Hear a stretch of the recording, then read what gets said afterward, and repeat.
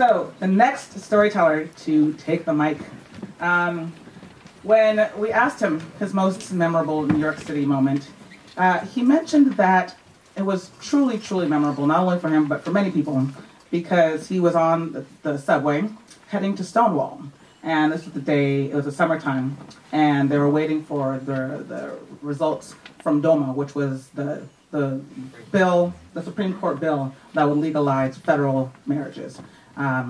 And as they arose to Stonewall, which is a historic site for the LGBT community, they realized that it had passed, and even though he had been married here in New York, now it was finally federally accepted. And that was his most memorable New York City moment. Ladies and gentlemen, please welcome Sion Fullana.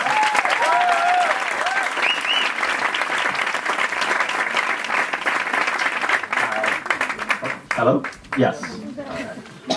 Hi, everyone. I'm a man who likes to tell stories and share them. My mom always says that even before I was 9 months old, I was already speaking fluently and I would never shut up.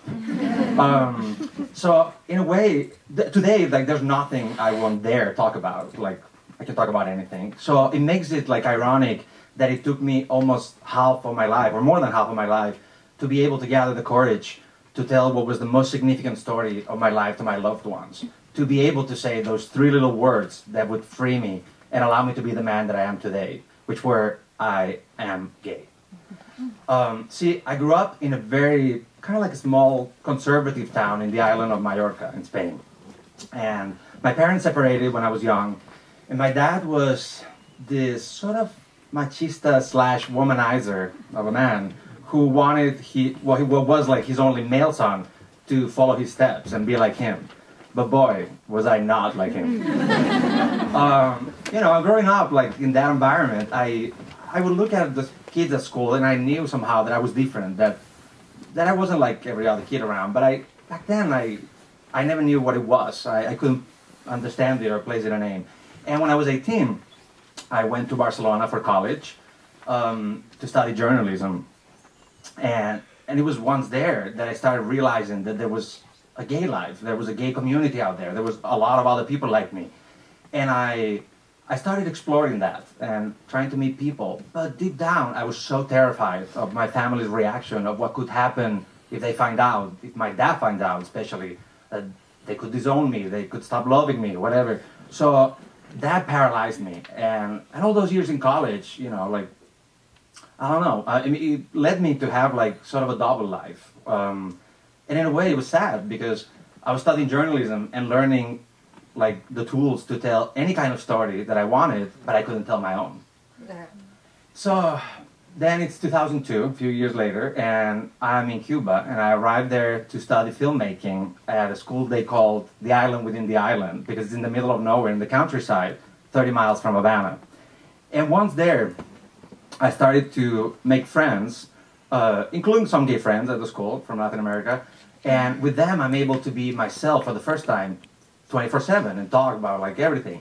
And then I realized, you know, that I had been afraid to like finally, I was kind of like accepting I was gay at that point, but I hadn't been able to like still share it with my family. And I started feeling guilty.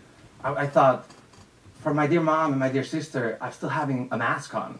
They don't know who I am, and it made me feel guilty and sad. But I was still unable to speak those 3 words. So instead, I put in those communication skills that I have and wrote like an epic, very emotional 5-page email to my sister and my mom from there in the middle of nowhere. And the moment I hit send, my body was shaking because I'm thinking, oh my God, I just changed my life.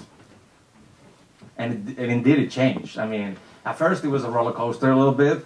My mom and sister obviously like accepted it, but at first they were sad about it. Not sad about like what I was saying, sad about the fact that even though we were very close, I hadn't had the courage to like be open with them and, you know, and like tell them before, or remembering like moments years before when I might have been sad, and they looked at me and they thought, oh, what are you sad about, silly? And they didn't know. Maybe I was suffering alone. And at that point, my mom told me, well, if you waited so long with your dad, you might as well wait a little longer. Let me warm him up. So I said, okay. And a few months go by, and I'm waiting for that moment, like that might finally happen. And then one day, I'm at the school in the afternoon, and I get a message from my sister saying, there's something about mom that I need to tell you, call me. And I call my sister, and she tells me that they found a breast tumor on my mom. And in the moment we're having this conversation, my phone dies, the battery. And because this is Cuba, there's a blackout, of course, and I couldn't find anywhere to plug my phone, and recharge and be able to have that conversation. So imagine, I'm running around like a chicken in the school, like terrified. And I finally, like 30 minutes later, I managed to plug the phone and call my sister, and she tells me, like, she needs the surgery, but she's hopefully gonna be okay. Like, if you talk to her, like, try to be strong. And I call my mom. And I'm trying to be strong, but when I hear her voice, like, I break down and I start crying myself. And it's my mom having to console me, which is kind of funny. And in the moment of that conversation and all that build-up of tension of those moments, she tells me, by the way, I had like this fight with your dad because, like, he didn't want you guys to come over for my surgery, whatever. And I said, enough, like, we lived all our lives, like, fearing you and what you may think. And this situation today, like what she was going through, tells me that life is short and we don't know where we will be tomorrow. So I don't want, like, my kids to have to live like that and fear you. And it says, like, so just so you know, your son back in November told us he was gay. So that's it.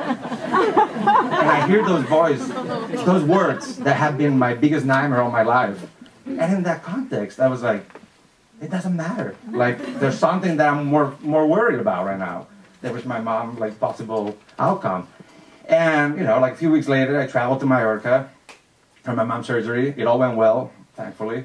And I saw my dad, and he said, well, like, the kind of, like, dialogue full of, how to say it, euphemisms a little bit. Like, well, I heard from someone, like a little bird that told me, I wish it would have been you, but whatever, blah.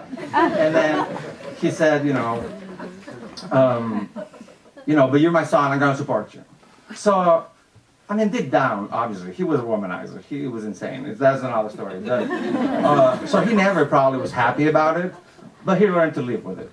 And once he knew, it gave me, like, the strength and courage to, like, keep opening up and, like, tell everyone else. And the funny fact, like, 2 years after I entered that film school, I always say, like, I entered being in the closet and scared, and came out, like, 2 years later, having written and directed, like, a gay-themed short film as a graduation project that made the festivals, gay film festivals around the world. And it was kind of like a tribute to those years when I had been afraid. And ever since, I don't know, I mean, I told everyone, and I never found a single person that rejected me from who I was, or when telling them.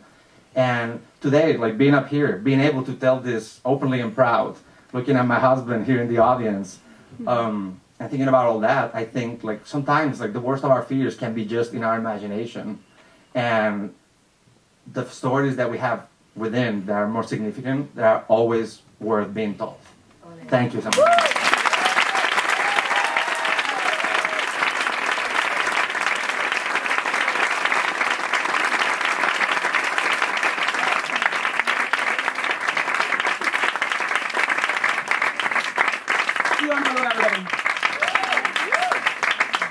So, for those of you who don't speak English, what he was saying in Spanish no, but the beautiful and awesome thing about this story is, like, your journey from being a filmmaker to a storyteller. And when we first started this journey with all the participants at the Instituto Cervantes, it was beautiful to see the way that the Spanish communicate and tell their own stories. So there were a couple of times where we would be in workshops, and it was almost like poetry. We would start off, saying, okay, so let's, we're going to start telling our stories. And like, okay, cuando era niña, tenía un perro. And ese perro tenía dos ojos. When I was young, I had a dog, and the dog had two eyeballs, Like, okay, but what we learned during this process of actually working with people from Spain and from Latin America is that we all found a way to actually craft our stories and to tell them in the way that we do at the Moth. So be it through visual communication or your stories or your coming out, or here at the Moth, we just are so awesome to see your own journey in communicating and being free with your words. So thank you so much for that. Thank you.